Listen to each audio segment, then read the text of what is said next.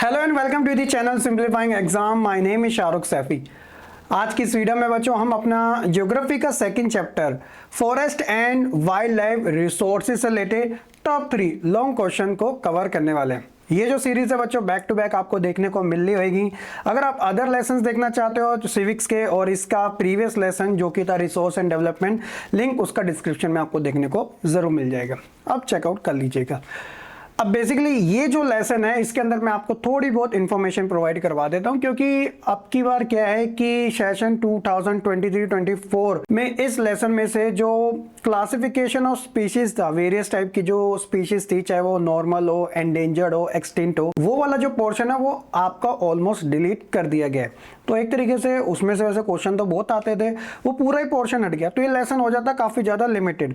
अब जो हम बात करते हैं फॉरेस्ट के बारे में, जिसके अंदर आप फॉरेस्ट के बारे में कवर करते हो, ये जो क्वेश्चन है वो हाईली प्रेफर्ड है कि आप इसे करके ही जाना, जो कि मैंने आज को इस वीडियो में इस सीरीज में रखा भी है। तो चलिए फिर बिना किसी देरी के साथ शुरू करते हैं आज के इस वीडियो को।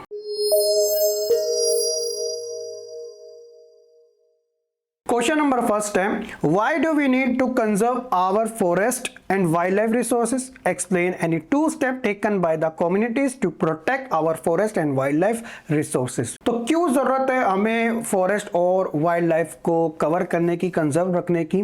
Let's see. सबसे पहले हम बात करते हैं लॉस ऑफ कल्चरल डाइवर्सिटी। कहीं ना कहीं हमें इसका भी नुकसान देखने को मिल रहा है। कैसे? The loss of forest and wild life is not just a biological issue but it also correlated with the cultural diversity. क्योंकि आप इकोलॉजिकल सिस्टम के बारे में जब पढ़ते हो तो कहीं ना कहीं हम एक ऐसा एनवायरनमेंट क्रिएट करने की कोशिश करते हैं जहां पे ह्यूमन जो है वो डिपेंडेबल हो जाता है इन सभी चीजों के ऊपर। There are many forest dependent communities which directly depend on various components of the forest and wildlife for food, drinks, medicine, etc. Many of tribal community like in community के नाम अच्छे से याद रख सकते हो आप, मूरिया, गोंड्स, ध्रुव्स, भात्रास। तो ये कुछ ऐसी ट्राइबल कम्युनिटीज हैं, have lost their habitat because of destruction of forest। क्योंकि ज्यादातर इनका जो रेसिडेंस होता है ना, उन एरिया में देखने को मिलता है जो फॉरेस्ट होते हैं, यानी कि चाहो तो जंगल से घिरे होते हैं। तो ऐसी कम्युनिटी को यहां से भी डिस्प्लेस होना पड़ रहा है, क्योंकि कहीं ना कहीं इंडस्ट्रियलाइजेशन की वजह से फॉरेस्ट का यूज ज्यादा होता है, यानी कि डिफॉरेस्टेशन का जो प्रोसेस होता है वो ज्यादा हो जाता है। तो ऐसे में कहीं ना कहीं इन्हें भी अपने एक्चुअल प्लेस से डिस्प्लेस होना पड़ रहा है। तो ये कहीं ना कहीं लॉस है कल्चरल डाइवर्सिटी का। सेकंड है complex web of living organism. कैसे?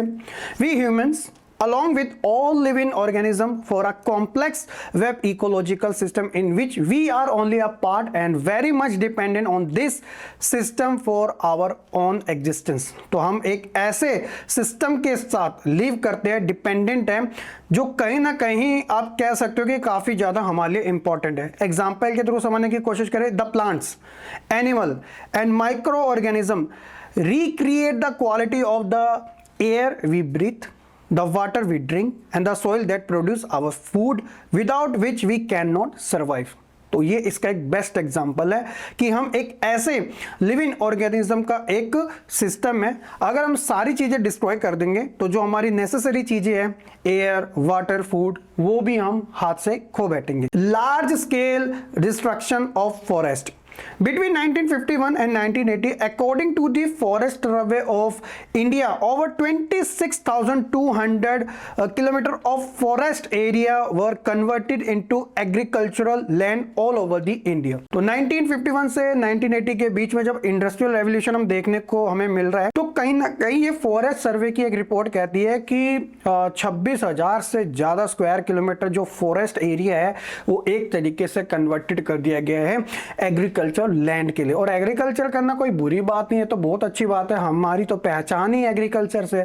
लेकिन हम जो सारे ही एरिया को एग्रीकल्चर लैंड से कवर कर देते हैं तो कहीं ना कहीं फिर प्रॉब्लम क्रिएट होना शुरू हो जाती है। तो ये है कुछ इंपॉर्टेंट ऐसी चीजें कि जिसकी वजह से हमें अपने फॉरेस्ट और वाइल्ड लाइफ को कंजर्व करना काफी ज्यादा जरूरी हो जाता है। नेक्स्ट क्वेश्चन है हमारा कि explain any 3 measures taken by the Indian government to protect wildlife। तो इंडियन गवर्नमेंट ने ऐसे क्या इनिशिएटिव लिए कि जिसकी वजह से वो वाइल्ड लाइफ को प्रोटेक्ट करने का काम करती है। सबसे पहले national park, biosphere and wildlife sanctuaries. तो क्या कहा जा रहा है, to protect the biodiversity the Indian government has established 100 national park, 515 sanctuaries and 17 biosphere reserve. तो एक गुड इनिशिएटिव है अपने आप में। The Indian wildlife protection act, इसमें क्या बात की गई, the Indian wildlife protection act was implemented in 1972। ये भी आप एमसीक्यू में याद रख सकते हो, लॉन्ग क्वेश्चन करने का यही तो बेनिफिट होता है। 70 नहीं है 72 है, इस चीज का ध्यान रखना। With various provision for protecting habitats and all India list of protected species was also published. तो वो कौन कौन सी है देखिए, the thrust of the government was towards protecting the remaining population of certain endangered species by banning hunting and giving legal protection to the their habitat and restricting trade in the wildlife. यानी कि government ने ये एक initiative लिया है कि जो शिकार होते हैं, हंटिंग जो होती है, तो कहीं ना कहीं से बैन किया जाए। एक सेव द टाइगर प्रोजेक्ट भी लॉन्च किया गया था इसी चक्कर में, जो कि इकोलॉजिकल सिस्टम को खराब कर रहा था। लोग क्या कर रहे थे, अपने बिजनेस के लिए, अपने प्रॉफिट के लिए कहीं ना कहीं वो इकोलॉजिकल सिस्टम को पूरी तरीके से डिस्ट्रॉय करने का काम कर रहे थे। ऐसे में वाइल्ड लाइफ प्रोटेक्शन एक्ट के थ्रू कहीं ना कहीं ये एक बड़ा इनिशिएटिव लिया गया, जिसकी वजह से इन चीजों पर रोक लगी है। तीसरा है project for protecting species animal. जैसे the central government has also announce several project for protecting specific animal which were greatly threatened। कौन से, included the tiger, one horn rhinoceros, the Kashmiri stag और hangul and 3 types of crocodile, जिसके अंदर अलग अलग type के हमें देखने को मिलते हैं, fresh water, salt water and घड़ियाल।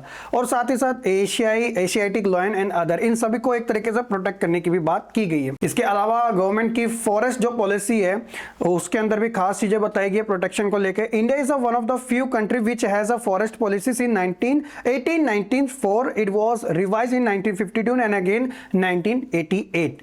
The main plan of the forest policy is protection, conservation and development of the forest। तो ये अपने आप में काफी अच्छी चीज है। तो कुछ इस तरीके से जो हमारी गवर्नमेंट है वो वाइल्ड लाइफ को प्रोटेक्ट और कंजर्व करने का काम करते हैं। 4 पॉइंट के साथ आप आराम से इस क्वेश्चन को 3 और 5 मार्क्स में कन्वर्ट इजीली कर सकते हो और एमसीक्यू में भी आपको हेल्प मिलने वाली। इसके बाद एक और लास्ट है forest research institution. Indian government has create many forest research institution for the research, protection and development of the forest. IFS Dehradun is the oldest research institution of the country, जो कि एक तरीके से वाइल्ड लाइफ प्रोटेक्शन के लिए ही बनाया गया था। लास्ट क्वेश्चन है बच्चों, difference between reserved, protected and अनक्लास्ड forest. जैसा कि मैंने आपको स्टार्टिंग में बताया था, ये वाला क्वेश्चन हाईली डिजर्व्ड है इस लेसन में से, तो आपको 110% बिल्कुल भी इसमें तो कंजूसी नहीं करके जानी चाहिए, आराम से करके जाना, क्योंकि एक तो ये आपका टेक्स्ट बुक क्वेश्चन भी है और ऊपर से इस लेसन के अंदर कोई मेन पार्ट है तो इसी से रिलेवेंट है। तो वो क्या बात की गई है इन तीनों के बारे में डिफरेंट देख लेते हैं। सबसे पहले हम बात करेंगे रिजर्व्ड फॉरेस्ट की। क्या कहा जा रहा है इसमें, these are permanently earmarked either for production और अदर फॉरेस्ट प्रोड्यूस, यानी कि फ्यूचरिस्टिक है एक तरीके से रिजर्व्ड वाले forest. More than 50% of total forest land of India has been declare as a reserved forest. These are control by the government. The forest of अगर कहाँ देखने को मिलते हैं, Jammu and Kashmir, Andhra Pradesh, Uttarakhand, Kerala, Tamil Nadu, west Bengal and Maharashtra fall in this category. तो ये reserved हमें देखने को मिलते हैं। प्रोटेक्टेड की अगर बात कीजिए, These are protected from any further depletion, कि इनका ज्यादा नुकसान ना हो इसलिए इन्हें प्रोटेक्ट करने की बात की जाती है। Almost 1/3 of the total forest area of the India is called as the protected forest. These are control by the government, जैसा कि रिजर्व और प्रोटेक्टेड दोनों गवर्नमेंट के थ्रू ही कंट्रोल किए जाते हैं। देखा जाए कहाँ कहाँ पर है इस टाइप के जो फॉरेस्ट, बिहार, हरियाणा, पंजाब, हिमाचल, उड़ीसा, राजस्थान और ये सारे स्टेट हैं। इसके अलावा जो सबसे लास्ट होते हैं, जो कि एक तरीके से अनक्लास्ड है, किसी भी कैटेगरी में नहीं है, तो इसे यूज किया जा सकता है easily. This consist of inaccessible forest और waste land. This consist only 16% of the total forest area of the India. These are owned by the government and private individual, ताकि हम यूज कर सके। और देखा जाए कि कहाँ देखने को मिलते हैं, खासतौर पे नॉर्थ ईस्टर्न स्टेट में और कुछ गुजरात के पार्ट्स में। ठीक है, तो तीनों रिजर्व, प्रोटेक्टेड और अनक्लास्ड फॉरेस्ट के बारे में बात की गई है। डिटेल में मैंने आपको अलग से भी बता रखा है जब मैं आपको वन शॉट वीडियो बता रहा था, और आपको काफ़ी हेल्प करेगा अगर आप वो वाली वीडियो भी देख लोगे कंप्लीट इस लेसन की। तो ये क्वेश्चन काफ़ी इंपॉर्टेंट है, आई रिपीट, आराम से करके जाना, ठीक है। तो ये थे आज की इस वीडियो के टॉप 3 लॉन्ग क्वेश्चन। होप्स होगी आपको काफ़ी अच्छे से समझ आ चुके होंगे। नेक्स्ट हम बात करेंगे आपके लास्ट लेसन वाटर रिसोर्सेज के बारे में, जो आपके अपकमिंग एग्जाम में काफ़ी हेल्प करेगा। तो मिलते हैं अपने नेक्स्ट वीडियो में, तब तक के लिए खुश रहे, पढ़ते रहे और ऐसे ही आगे बढ़ते रहे।